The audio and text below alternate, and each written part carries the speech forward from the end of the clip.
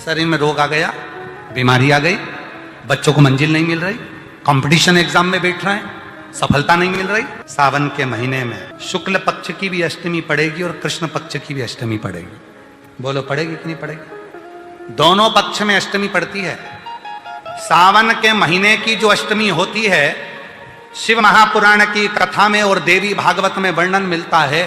अष्ट सिद्धि नवनिधि 64 योगिनी सारी विद्या नव देवी सब सावन के महीने की अष्टमी तिथि के दिन महादेव से मिलन करने आती हैं। भगवान देवाधिदेव महादेव 11 रुद्र के रूप में, 12 ज्योतिर्लिंग के रूप में, सहस्त्र नामावली के रूप में शिव उनसे मिलते हैं।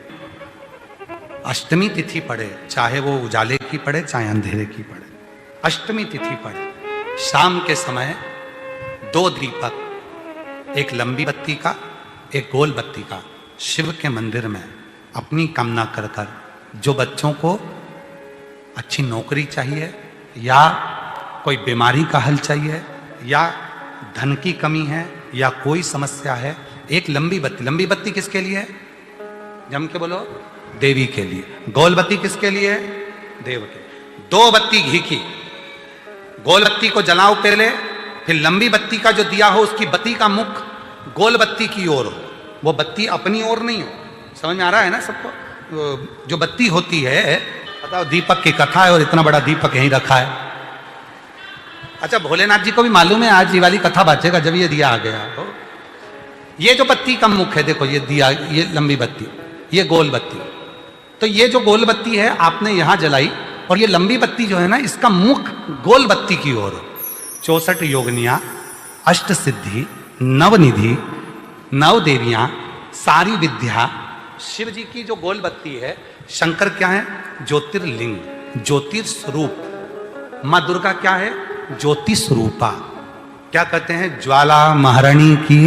ये ज्योति के रूप में जब हम गोल बत्ती के सामने अष्टमी के दिन प्रदोष के समय पर लंबी बत्ती का दीपक, पहले गोल बत्ती का दिया जलाया, फिर ये लंबी बत्ती का मुख उधर की ओर कर कर दीपक को जब हम प्रज्वलित करते हैं और अपनी जो कामना दोनों दीपक के सम्मुख में करते हैं, वो कामना पूर्ण होकर ही रहती है। और करना क्या है? दोनों अष्टमी है। सावन के महीने में जो उजाले पक्ष की अष्टमी आएगी उस पर भी करना है, और जो अंधेरे पक्ष की आएगी उस पर भी करना। उजाले पक्ष की भी अष्टमी लीजिए और अंधेरे पक्ष की भी अष्टमी लीजिए। कुछ नहीं करना, केवल प्रदोष काल में पहुंच जाओ बाबा देवाधिदेव महादेव के मंदिर में। एक दीपक, दोनों दीपक साथ में रखो, एक दीपक गोल बत्ती का पहले जलाओ, लंबी बत्ती का दीपक का मुख गोल बत्ती की ओर करो, प्रज्वलित करो और बाबा को अपने मन का भाव कहो। मेरी जितनी जीजियां बैठी हैं, जितने मेरे जीजा बैठे हैं, जितनी मेरी बेटियां बैठी हैं, जितने मेरे बेटा बैठे हैं, जितने मेरे बुजुर्ग माँ बाप बैठे हैं, सावधानी से सुनिएगा। और जो आस्था चैनल पर, फेसबुक, यूट्यूब पर, सोशल मीडिया पर इस पवित्र कथा को सुन रहे हैं, वो भी सावधानी से सुन। 2 समय का किया गया भजन हमें नरक में नहीं पड़ने देता। एक, जिस समय पर अपने कुल में किसी को बच्चा हो रहा हो, बच्चा जन्म ले ले और उसकी नाल कटे, उस नाल कटने के समय पर जो भजन किया जाता है, नाल कटने के पहले, बच्चा जन्म लिया, नाल कटने के पहले जो भगवान का एक बार भी अगर नाम ले लिया तो समझ लेना कि जिंदगी में दूसरा जन्म नहीं हो सकता। भगवान का भजन। दूसरा, शिव महापुराण की कथा दूसरा समय देती है जो माँ जगत जननी जगदम्बा पार्वती जी ने बताया।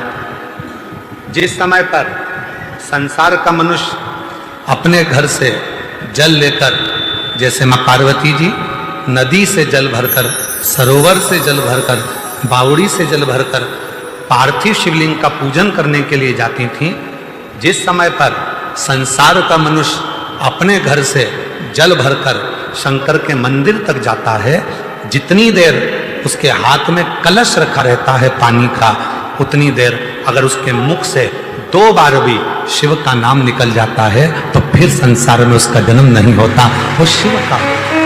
अब आपको और हमको इतना स्मरण नहीं है, डॉक्टर बताएगा नहीं कि बच्चे ने जन्म ले लिया है, नाल कटने वाली है, तो हम वो भजन नहीं कर पाएंगे। पर पानी का कलश तो हमारे हाथ में है, जल का लोटा तो हमारे हाथ में है। हम जब घर से निकले तब मुख से 2 बार, 5 बार, 10 बार श्री शिवाय नमस्तुभ्यं। हम कम से कम 2 बार, 5 बार, 3 बार, 4 बार, 1 बार शिव का नाम तो ले सकते। और हमने मुख से जल चढ़ाने के पहले जो नाम लिया वही हमारे भीतर की तरंग उस जल में जाती है, शिव को चढ़ती है और शिव हमारा कल्याण करना प्रारंभ कर देते हैं। कितना सुंदर कहा है।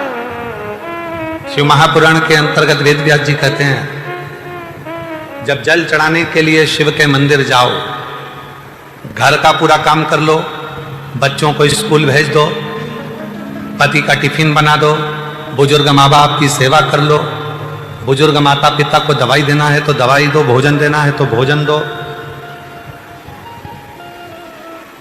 पूरा घर का काम निपटा लो, झाड़ू पोछा भी लगा लो, बर्तन भी मांज लो। और जिस समय 24 घंटे में से भी अगर 1 मिनट तुम्हें दिखे कि ये मेरा 1-1.5 मिनट खाली है, उस समय पर 1 लोटा जल भरो और शंकर के पास पहुंच। बच्चे रो रहे हैं और तुम शिव जी के मंदिर में बैठे हो, शिव स्वीकार नहीं करेगा। पति आवाज लगा रहा है कोई काम के लिए और तुम शंकर के मंदिर में बैठे हो, स्वीकार नहीं है। घर के बुजुर्ग माँ बाप दवाई के लिए घर पर बैठे हैं और तुम शिव के मंदिर में बैठे हो, स्वीकार नहीं हो। बर्तन मांज लिए, भोजन बना लिया, सब्जी रोटी बना ली, सारा घर का काम कर लिया।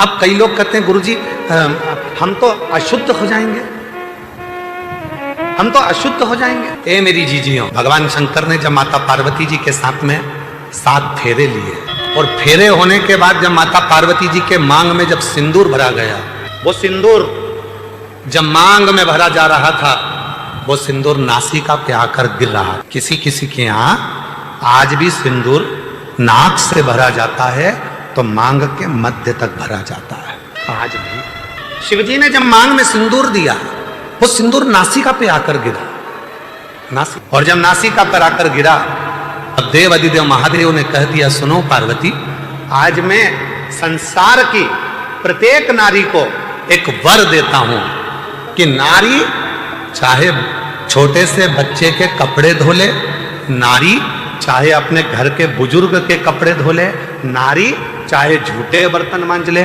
नारी चाहे अपने पति के झूठे बर्तन मांज ले, कपड़े धो ले, सारा काम कर ले, उसके बाद भी नारी अगर एक क्षण के लिए मेरे मंदिर तक आ रही है तो वो कभी अशुद्ध नहीं हो सकती, वो शुद्ध की शुद्ध ही है। जो लोग कहते हैं हम 108 बेलपत्र चढ़ाएंगे, कोई कहता है हम सावन के महीने में 1.25 लाख बेलपत्र चढ़ाएंगे, कोई कहता है हम 1000 चावल का दाना चढ़ाएंगे, कोई कहता है हम शंकर भगवान को इतना दूध चढ़ाएंगे।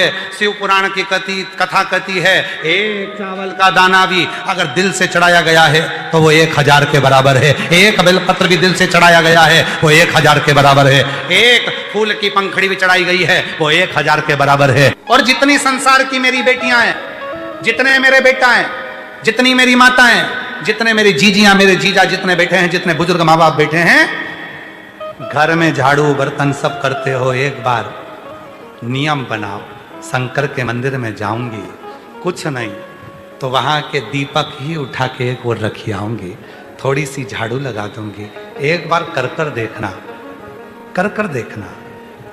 जब तुम उसकी दासी बन जाओगे ना तो दुनिया में तुम फिर किसी की दासी नहीं बनोगे, किसी की।